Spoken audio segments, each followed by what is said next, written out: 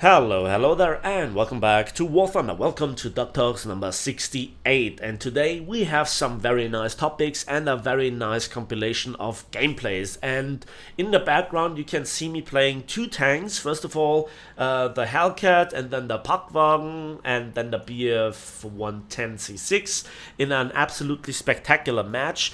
And later on, some other gameplay as well. And meanwhile, let's talk about hashtags and why they are important.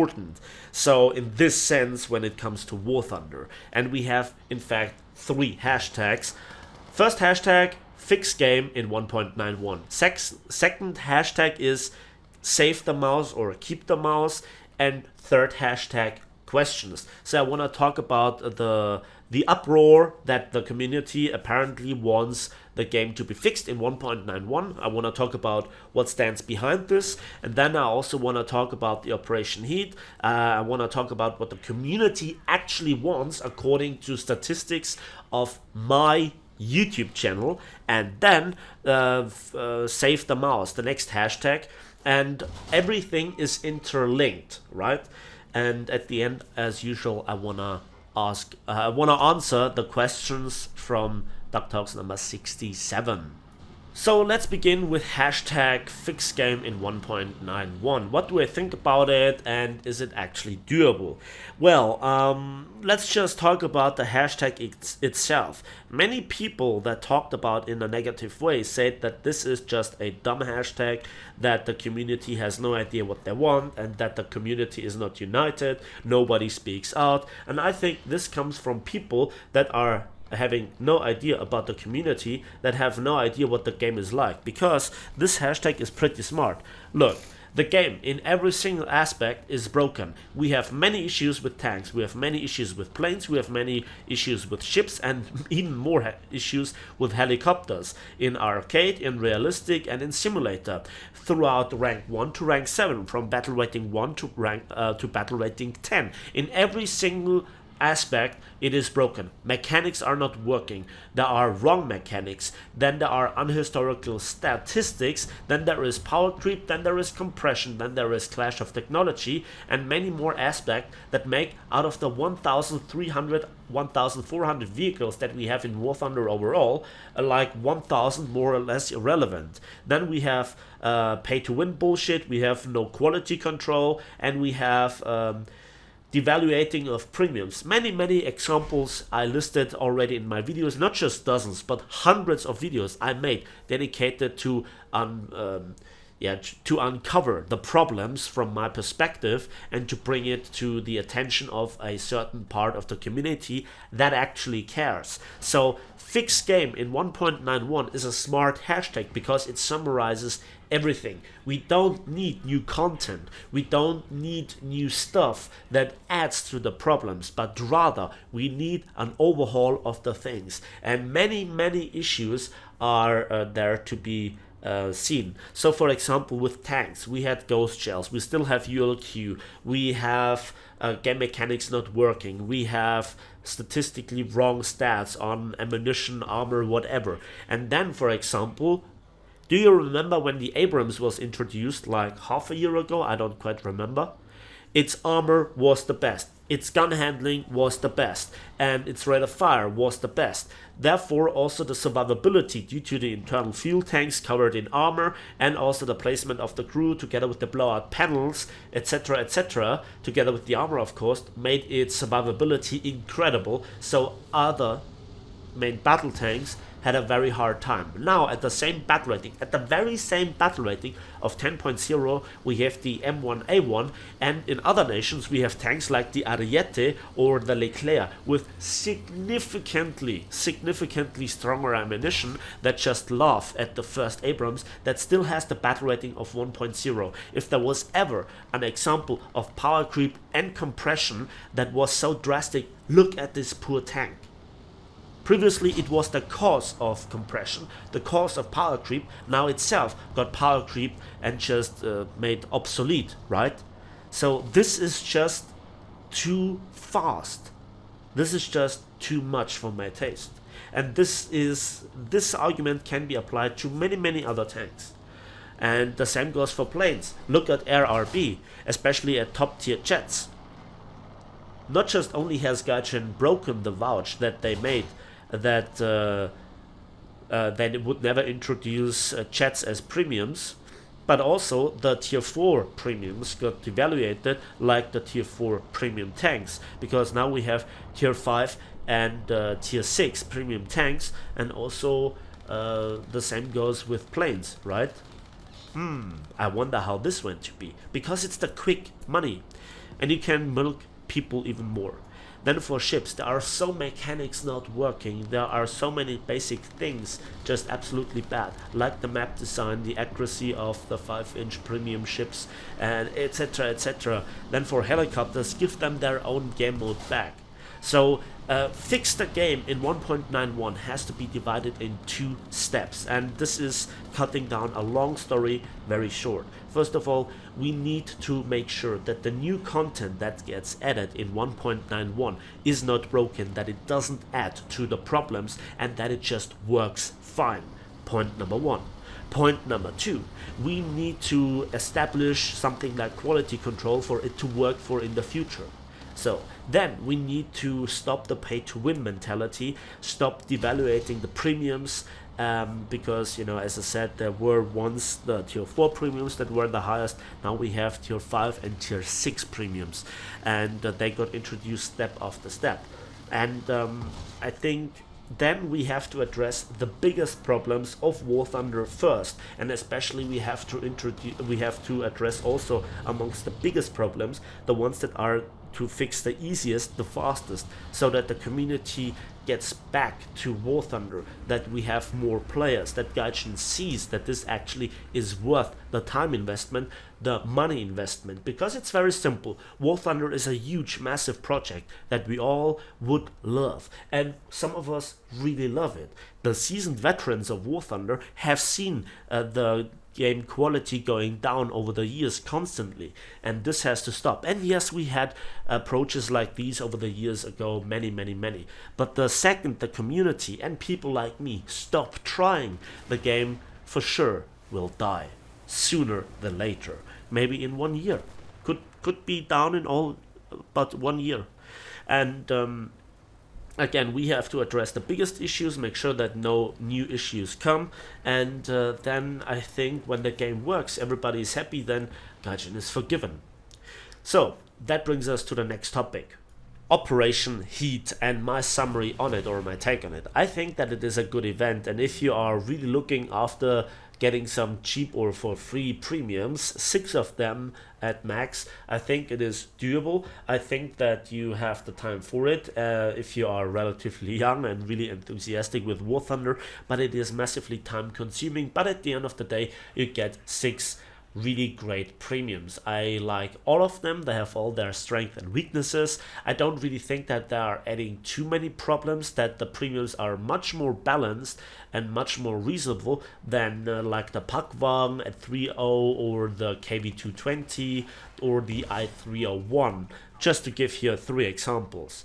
So I think that this event was made a bit better. So for all the criticism that I throw at Gaijin, I think credit where credit is due. If they make something right or they don't make something wrong, then this has to be pointed out again. It's just sad that we are at a status where I have to make a comment like these in the first place. So then I think more like these, please, Gaijin. This is great. I mean, if you think about the Orbal 74 HVG, then yeah, it is a bit bad. It is a bit problematic in an up tier or a down tier, but that is due to the massive compression. It's not the vehicle's fault, and it is as balanced as it gets, which again shows the overwhelming problems that we have in War Thunder. But by itself, this tank isn't really a neck-breaking thing. However, let's talk about neck breakers, and a smart move by Gaijin that I absolutely disapprove of.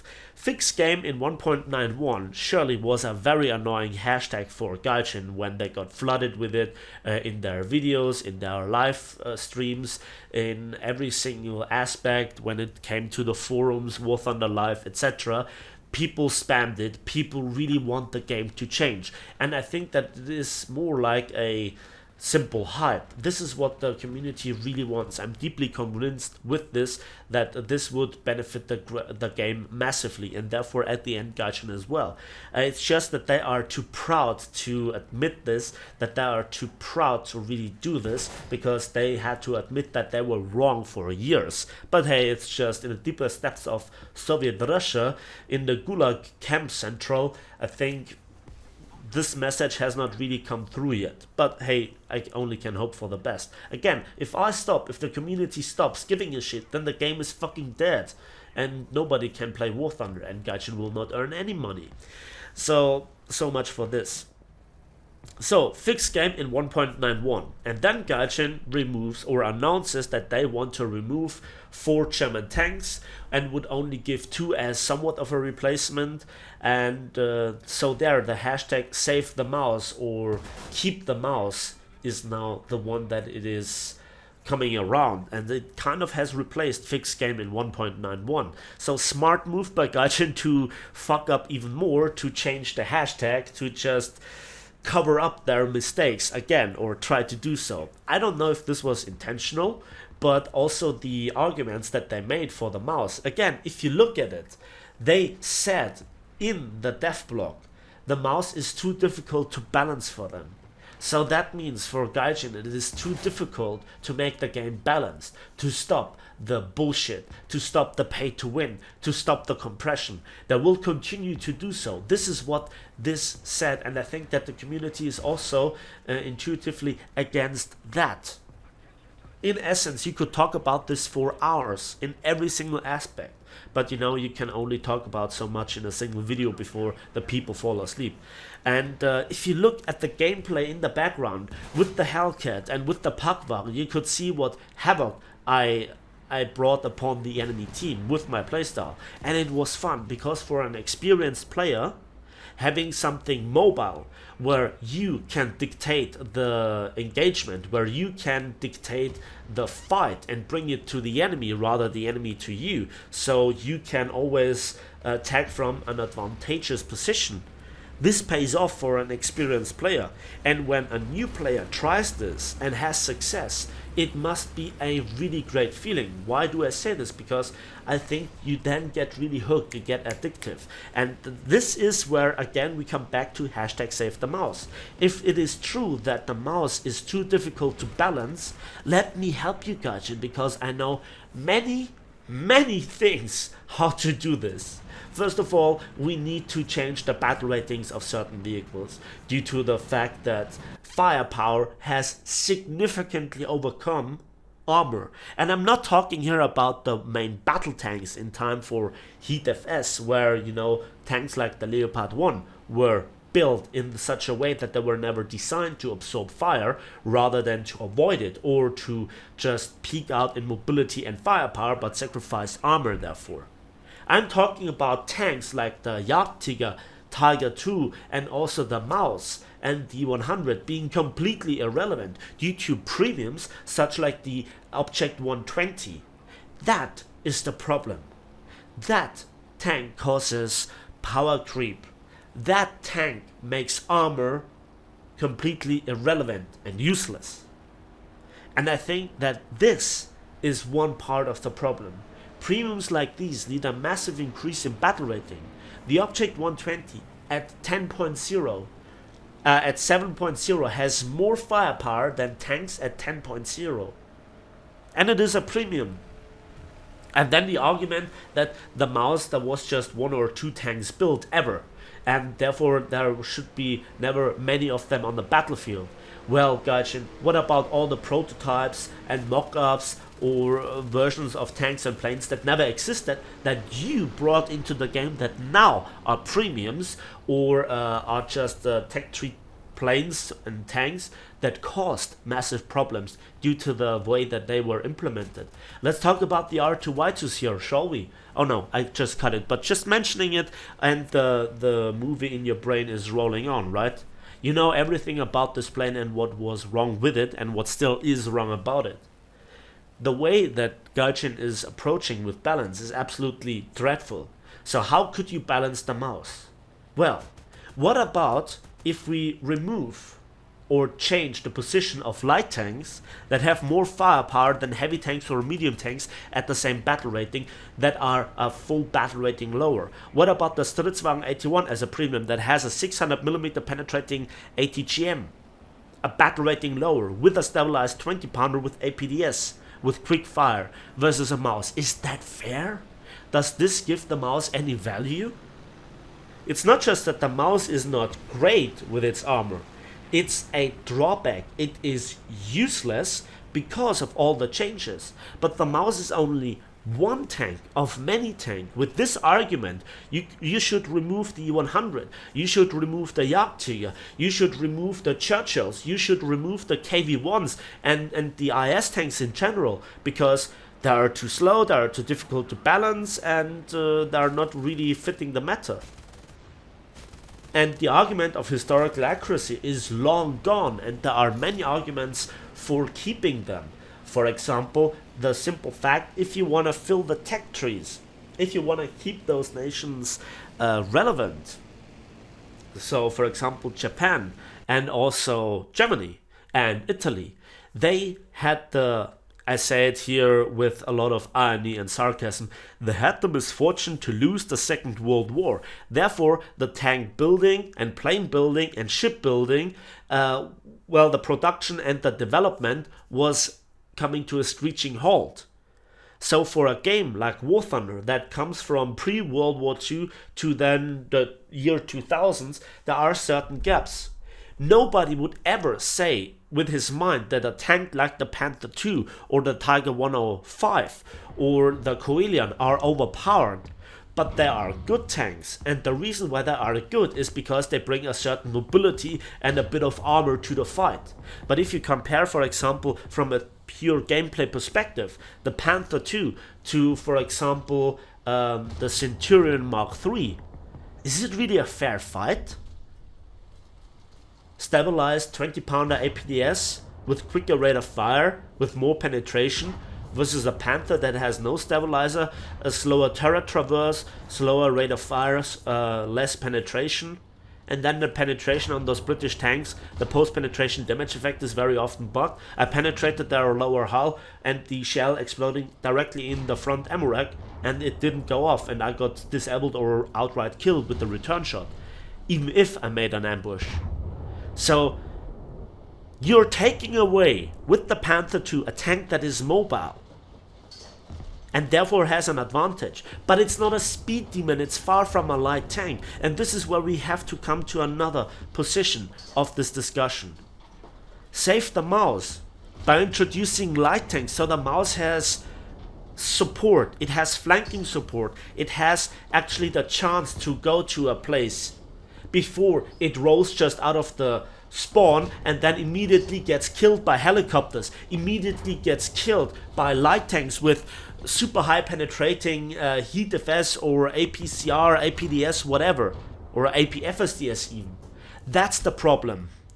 Because at this battle rating, there is way too much compression, and even if you would give the mouse a battle rating of 6.7, it would be strong, it would be great, it would be massively better, but every single tank at this battle rating can and will penetrate the mouse.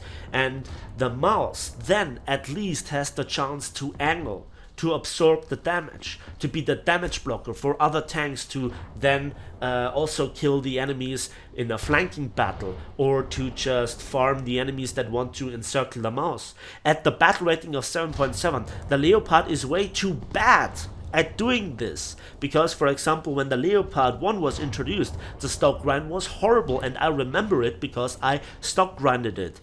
I was outrageous with the bad performance of the APDS, with the inaccuracy, the lack of post-penetration damage effect, etc. And now at the same battle rating, the Japanese, for example, have the STB-1 with hydropneumatic suspension, a 50 cal, better armor, and a stabilizer with the gun that fires the same ammunition. So much for talking about power creep. And this is again running in circles, circles, circles, circles, problems over problems. So, This is how we came from fixed game in 1.91 to hashtag save the mouse. This is a way to change hashtags for Gaijin, but I don't really approve. And I have spoken out about problems over years. I would be the first one to stand up and talk to devs of Gaijin about the status of the game, how to improve it, not just from today to tomorrow, but over time, to give the game a healthy way, to give the game a future, to give Gaijin a future with money, and not just a bad reputation and a quick money grab that could end tomorrow. Gaijin has gone through many scandals, and the only thing that is keeping Gaijin alive is War Thunder. But what keeps War Thunder alive? It's the vague promise that it will become better, the vague promise that it gets fixed, the vague promise that it will be fun again. And this is what the title of my last Doctor comes back. Gaijin, don't touch battle rating 3.3, but look at it, how fun it is, how balanced it is, how every single nation has a good place at this battle rating. And plus minus a few battle ratings from there. The higher it gets, the worse it gets. Not because the players get better, but because skill is less and less required. And it is more punishing and more frustrating, and less game mechanics work, and the maps are not suited for the higher battle rating tanks. And we still have the same game modes. There is nothing new, there is no innovation, there is just frustration and quick greedy money grab instead of something fun. And why should I play a game that is purely frustrating? Why should I play a game that is purely asking money from it? This is why I stopped playing World of Tanks. I never stopped playing another game before I finished it. The only one was World of Tanks. And when I say finished it, I don't have a single tier 10 tank. I could have bought one, but I never thought that it would be worth it. But at this point in time, what's really the difference between World of Tanks and War Thunder from a business model? The only game in this genre that I would come back to, or that I should play more, is World of Warships. Because for all the love that we had at World of Warships with the Graf Zeppelin and with the carrier rework in general, etc., etc., I think the majority of games can be fun. And even there we have power creep and we have issues, but even there the game sometimes addresses it. And it's in a much healthier state than War Thunder is. And don't get me wrong, War Thunder is more than salvageable. War Thunder is fixable. War Thunder is able to be revived.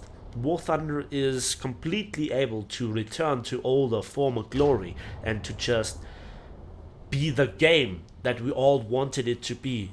The World of Tanks killer, the World of Warships killer, the World of Warplanes killer. But Gaijin's deliberate pride in incompetence, and I have simply no other words for it, just neglected this chance.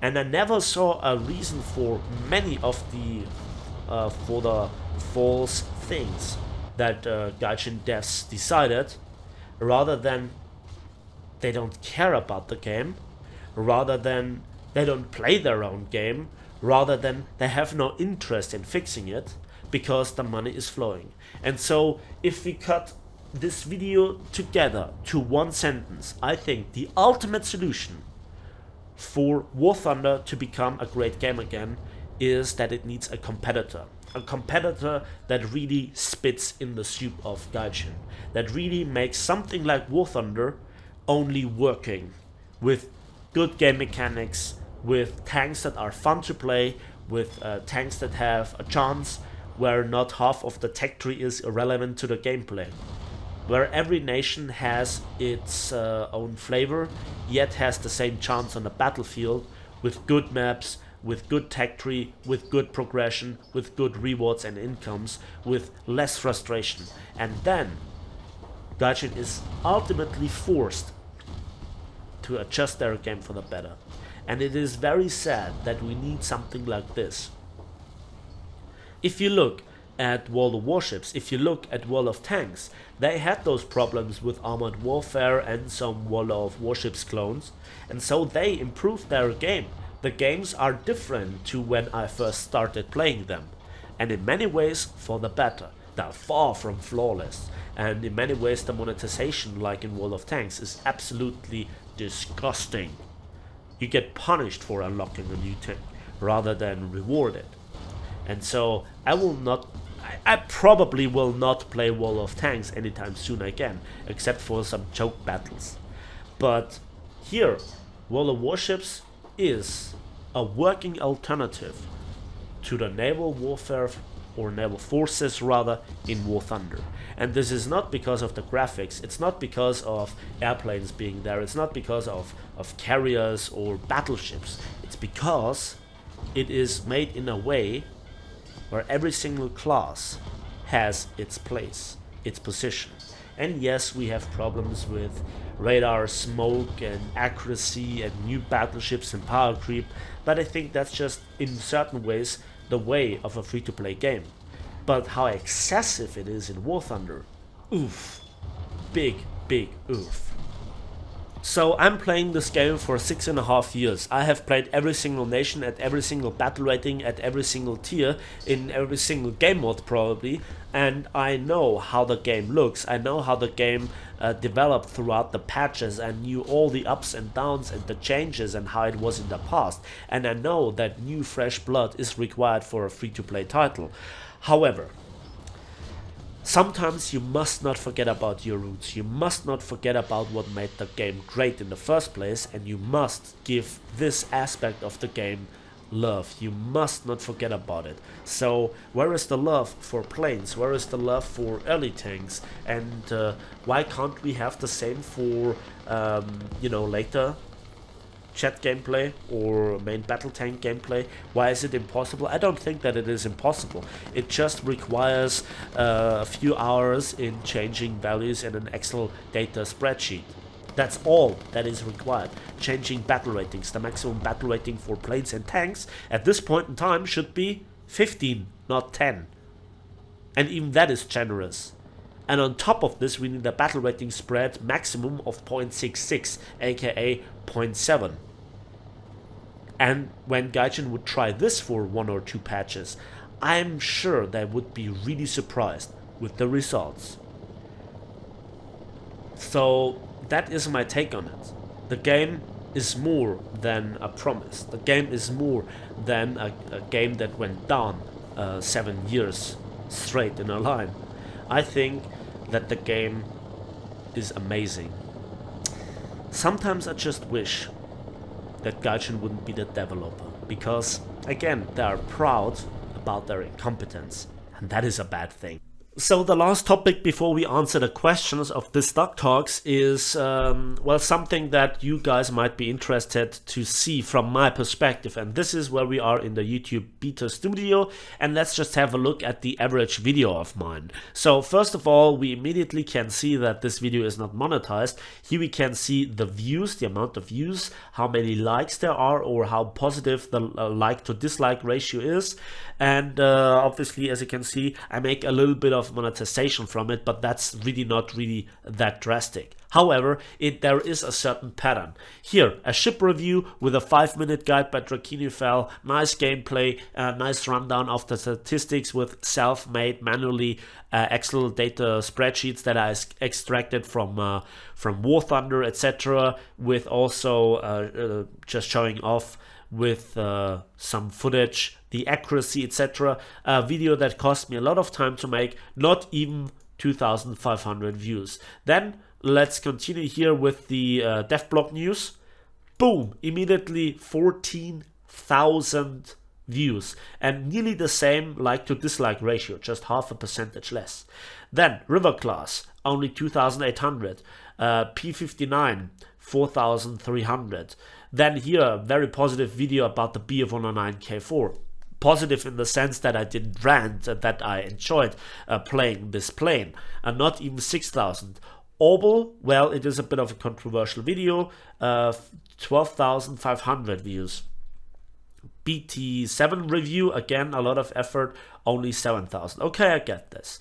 Then why we can't have nice things in Naval Forces? Usually I get only 1,000, 2,000, 3,000 views for a Naval Forces video. Boom shakalak, 6,000 because it was a rant. Fixed the game in 1.91. That was the Twitch clip where everybody got muted and deleted, etc.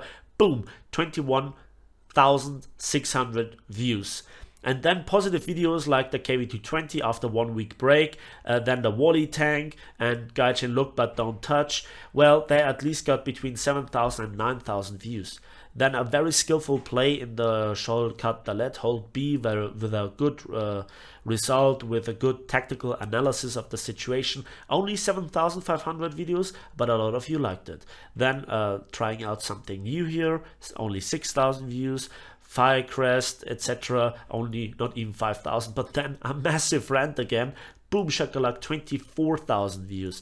Then here a bit of a massive fail, epic fail, 10,000 videos. And again here Naval Forces, nobody really cares about them. I get them. I still make them because I still want to enjoy this. And here, then a rant about the incompetence in Naval Forces. Again, nearly 9,000 views because it is again a rant. Much like this video here. 30,500 views. That's massive for me. And because it's again a rant. Then a positive video about the Ju-288 with some skillful kills. 10,000 views. But here then a working allied team where I was very positive in my commentary, where it was a nice match. Nobody cared about this. 5,800 views only. I'm not talking here about welol warships or my fishing video, and I'm positive about this one, where in the name of APHG Crusader Mark II. But I really feel that those 8,000 views were really nice for low tier content with the grinding. So it is you, the community, that just shows what they want. You want drama. You want to have still positive content and reviews. You really like them at times, but it is so much easier to make a 3-minute video with a quick clip in terms of producing it. Although I'm still dead 100% honest about and serious about the content. But you know, when I have fun, when I show good gameplay, I make so much less views and therefore money if I would care about this really. But bam, ran 24,000. But here a positive new plane, or let's say a analysis of a plane and some sort of first impressions. That's not even, that's practically a fifth. That's a fifth of the views with the same amount of effort. Effectively, but this one is a rant. This is a gameplay where I analyze the plane, where I analyze the plane. God, English is difficult. So it's you, the community. I just wanted to show you so that you know where you're clicking, and there has been no clickbait, and you got served what you saw in the title. I still make naval content because I wanna show you to you what the game mode is like. And when it gets positive, I say so. If there is negative stuff, I will say so as well. I think I want to end now the topics with this. Now let's begin with the questions. So now let's begin with answering the questions from last Duck Talks, and I only answer this time the ones with hashtag question because I'm relatively short on time. So Teshnoflow asks, hashtag question, which beer I like the most? Well, effectively local breweries. Not only are they outstanding with their quality and the variety of beer and the taste, but it is also preserving Bavarian culture. So always go for local breweries. Even if you are from other parts of Germany, go for local breweries. They know what they're doing. It's good quality, and if nobody supports the small breweries, we end up with those big companies that just serve expensive shit. Then Mano Rodriguez, what do you think about Gaijin's balance? I think it doesn't exist. Night Staff question, for how long the special matchmaker for top tier chats will stay?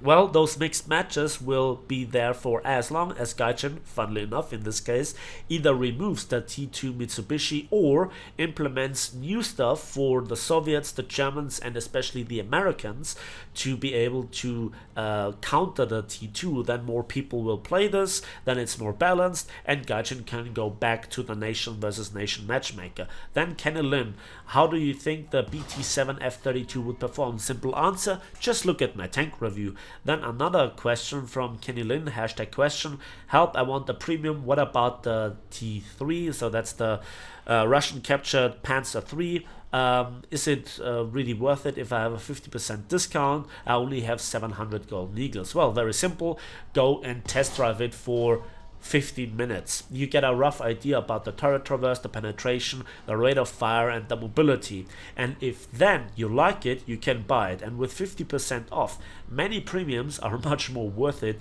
than they would be without it. It is not a good grinding machine in my opinion. It's situational. It is very like a vulture. It is not very good versus head-on fighting, but it can do stuff, and it is, well, it's World War II stuff.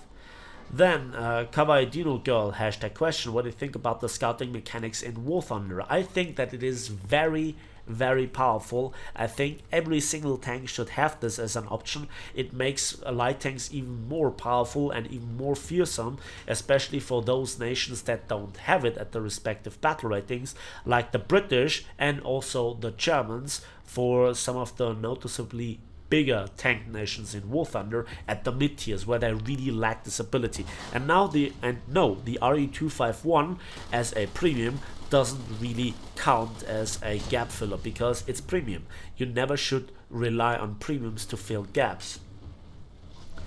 Then Jay Wild asks practically about going back to the 20 tier system of 1.31 and if it is a good idea. I heavily disagree. I think that the battle rating system is superior. It's just Gaijin's incompetence and unwillingness to use this very smart, very powerful tool rightly. It's not the problem of a screwdriver if you want to use it as a hammer. That's just how it is.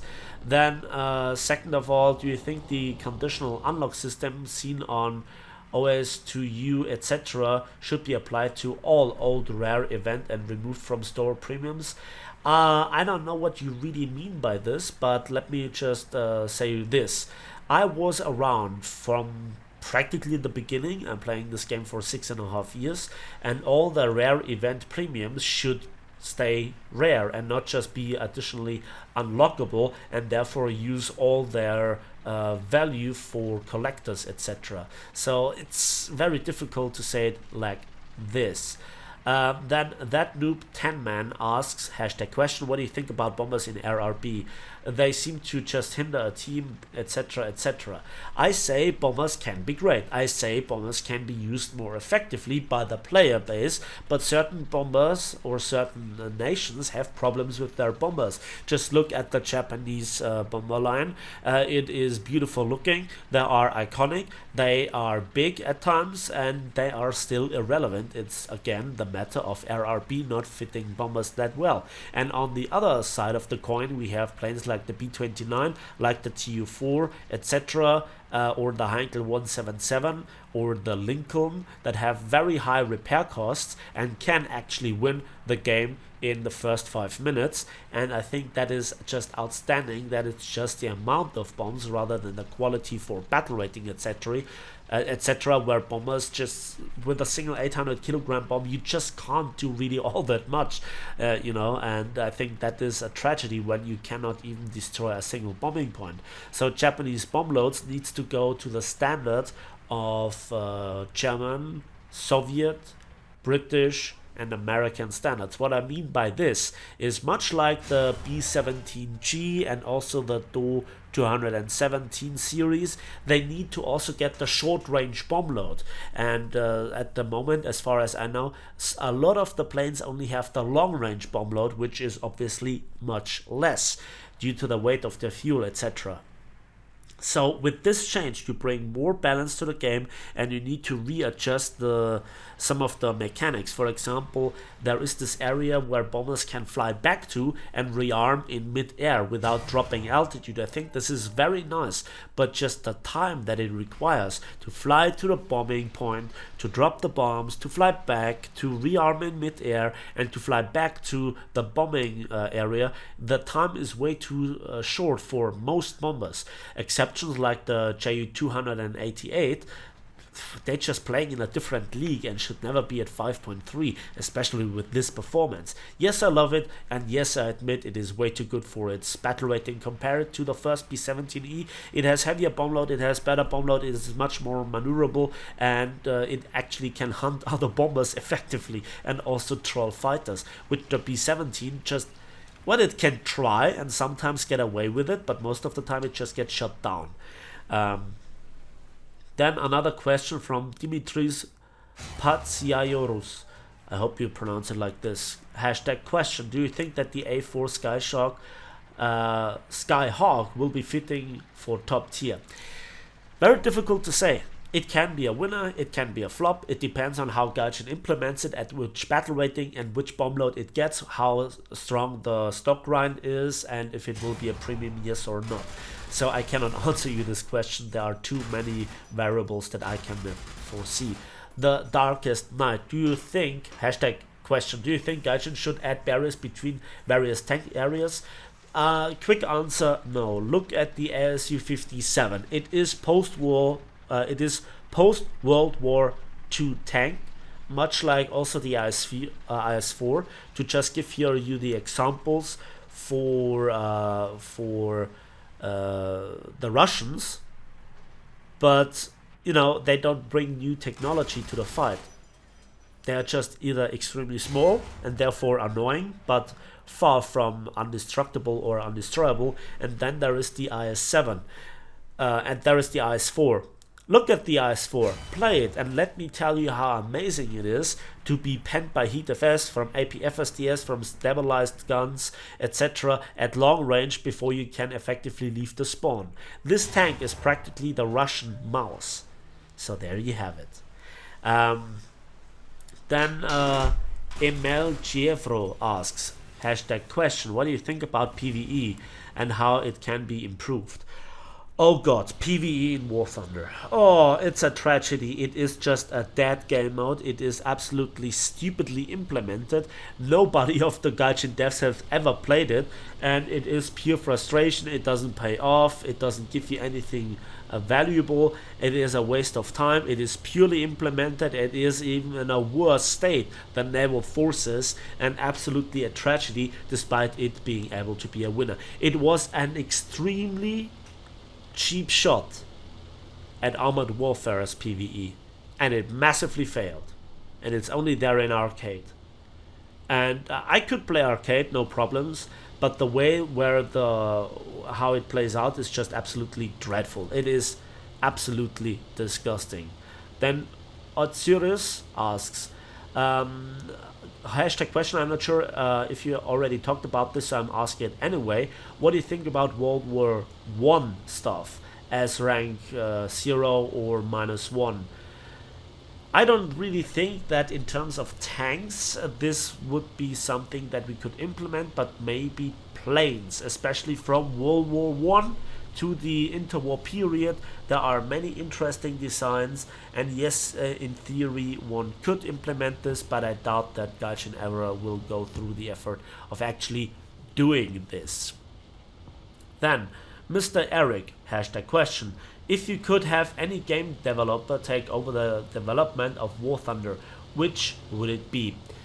Well, it's very simple.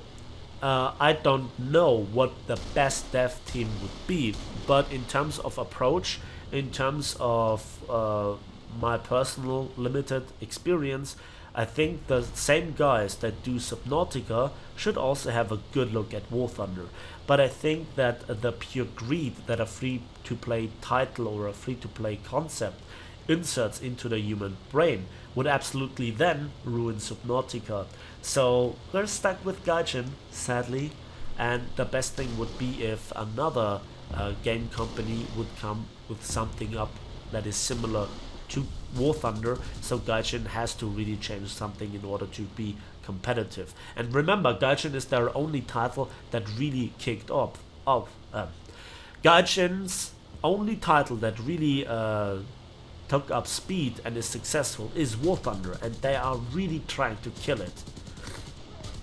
So the next thing is Claudia Foshan doesn't really have a question, but he makes the suggestion that Gaijin doesn't want us to have fun and about the free-to-play concept, etc. Very interesting post, etc. The only thing that I have to say is I think Gaijin is overdoing it. Gaijin is is trying to make it too strong, and that is just simply bad. Then just Hans asks #question. Why does Gaijin think repair cost balance anything, or they just do profit from it? Well, in one way they profit from it because you cannot really afford it as a free-to-play player to play those vehicles, and if you really like them, you need premium, you need to buy another premium plane, tank, ship, etc. in order to make the civil lines. So I think it is a very poor balancing aspect, but maybe Gaijin really profits from it. If they do, I absolutely despise it. Then John Fox asks #question if I think that Gaijin will ever rework the penetration mechanics. Well, they have changed things around in the past. We have gone to volumetric armor. We have gone with changing the post-penetration damage effects. Especially AP has seen a significant buff with the introduction of the French tanks, and I think that Gaijin is in the future also fiddling around, but a complete and working overhaul will never be established, since there will always be documents and tests that talk in different directions, etc. Even APHE, despite being one of the most reliable shells in War Thunder, needs an overhaul, is historically inaccurate, and ultimately would lead to a formal buff of APHE. Yes, if you want an overhaul of the post-penetration damage effects, APHE will get a buff if it would be implemented historically accurate, or realistically, if you will. Yeah, ghost shells are cancer, etc., etc. I agree with this. Then xpatka3000 #question. Correct me if I'm wrong, but did Germany army build vacation complex on the North Pole during World War II? Now it would be an excellent time to visit. I would presume travel price would be hefty to pay. Well, I don't know what this has to do with War Thunder directly, but yes, as far as I know, there was this Kraft durch Freude thing for the higher Germans, organized by the Nazi party, and North Pole, I'm not quite sure, but Norway was very popular, and so nobody was really surprised when German army and navy showed up in Norway in World War II. So then next question from Swiss Cowboy 87 #question. It's balanced because vehicles of the same period fight each other. What do you think, Napalm? Not that bullshit at high tiers when faster light tanks, post-war tanks can low pan anything. Well, it's not about the real same time period. Look at what the Germans used in 1934 and 1944 and 1945 in terms of tanks and armor and guns, Tiger, Tiger II, Jagdtiger, and what the Allies had available. So yeah, the Allies need a few stronger vehicles to be able to counter them, but it's quite the opposite, that now some of the strongest World War II tanks are absolutely tragically underpowered. It's not about period fighting, it's about the ability of the vehicle, what it can do and what it can't do. And this is the major problem of War Thunder. And yes, that has been all the questions that I could find, that I could think of answering in a reasonable time. We are approaching already 50 minutes of Duck Talks, and I think I will end it right here. So again, somebody could get a pinned comment if you make all the timestamps, so that's a task for one person. And again, if you have questions, just hashtag questions. It's very easy for me to find and very easy and guaranteed to answer. And with that, thanks for watching, thanks for listening. I hope you enjoyed this video. Again, give this video a like if you did, subscribe if you want to see more, and we'll see each other in the skies, on the battlefields, and on the waves of War Thunder.